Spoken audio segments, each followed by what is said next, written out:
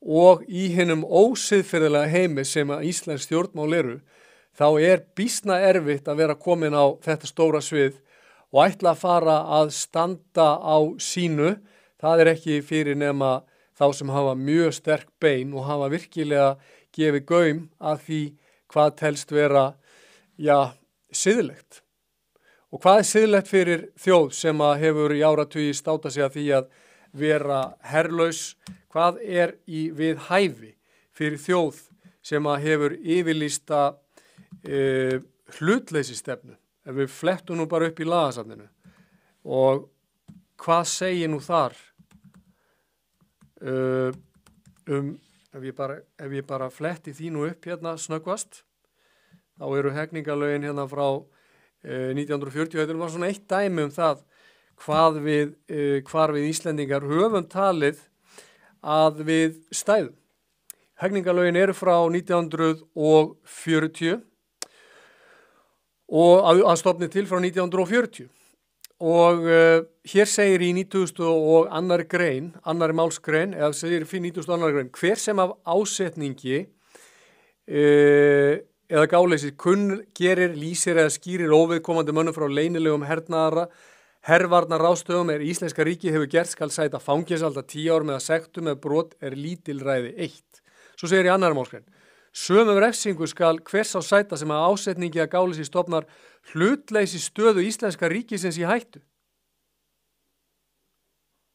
Eru Íslendingar þá samkvæmt því sem að þeirri stefnu sem hefur verið mörkuð á hinu alþjóðlega sviði núna síðustu mánuði og misseri af hálfu fyrri utanríkisráðherra og núverandi utanríkisráðherra og fyrri ríkisstjórnar og núverandi ríkisstjórnar, þarf ég að vera mjög vondur eða ósanngjarn þegar ég segi að með athöfnum ríkisstjórnanna þessara þá hafi yfirlýstri hlutleysi stefnu og stöðu íslenska ríkisins verið stofnað í hættu. Ég held að íslensku utanríkismálapólitík frá stofnun lýðveldisins 1944 hafi í rauninni snúist það að verja hlutleysi stöðu íslenska ríkisins. Og það hefur verið yfirlýst markmið. Ég hef lesið mjög vel stefnu Sjálfstæðisflokksins í þessum efnum og allt það sem var skrifað í kringum lýðveldisstofnunina. Mér sýndist það að vera nokkuð ljóst og menn geta lesið hérna einfallega texta eftir Huldu sem að margir syngja Íslendingar á hátíðisdögum það að Ísland skuli vera fjær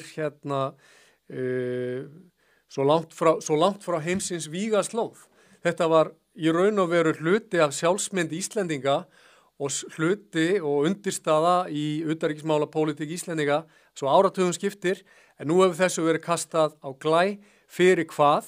Fyrir Úkraínu með fullri virðingu fyrir Úkraínumönnum og fullri virðingu fyrir þeirra hræðilegu stöðu gagnvart því ofurefli sem þeir hafa haft við að glíma.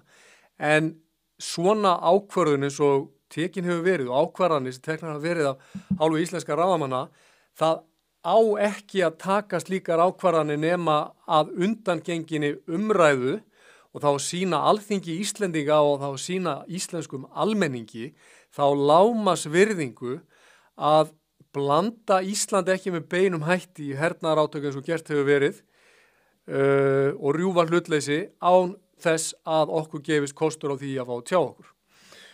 Með því að gera þetta svona þá hefur Ísland verið gert að skotmarki í rauninni í þeim átökum sem að standa yfir. Og það sagði við vinur minn sem að hefur átt hús erlendis, nágrannans, næsti nágranni háttsettur maður sem nú reyndar hættur að mér tjáð í rússneska stjórnkerfinu. Hann sagði við hennar félaga minn fyrir svona ári síðan að það sem að Íslendingar að gera kannski ekkert mjög sniðugt. Nú, sagði þessi vinur minn, hvað okkur það ekki sniðugt? Já, sjáðu til, þið eru búin að reka sendiherran úr landi, loka ykkar sendiráði í Rússlandi og ég vil bara þið viti það að við erum á Rússlandi erum við með sprengju sem bara, hún merkt Íslandi, hún merkt Keflavík. Ef það fer sprengja á Keflavík þá eru stærðargráðurnar á kjarnorkusprengju nútímans orðnar þannig að Hiroshima sprengjan var bara eins og hurðasprengja. Þannig að ein sprengja sem færi á Keflavík, ef hún kæmi frá Rússlandi og hingað, það myndi sennilega bara taka út allt Reykjavíkursvæðið komplett. Þannig að vera að algjörlega nauðsynjalaus að blanda sér í svona er óþarfi, en ég veit það og ég hef skilning á því að það getur verið erfitt þegar maður er fulltrúi smáríkis að ætla að fara að sitja á fundi eins og við sjáum á myndinni Kristrúnu sitja með þessum háu herrum og háu frúm og fara að segja, já, við Ísland erum hlutlaus þjóð og ætlum ekki taka þátt í þessu. Við ætlum ekki að leggja peninga í meiri hernað og svo framvegis.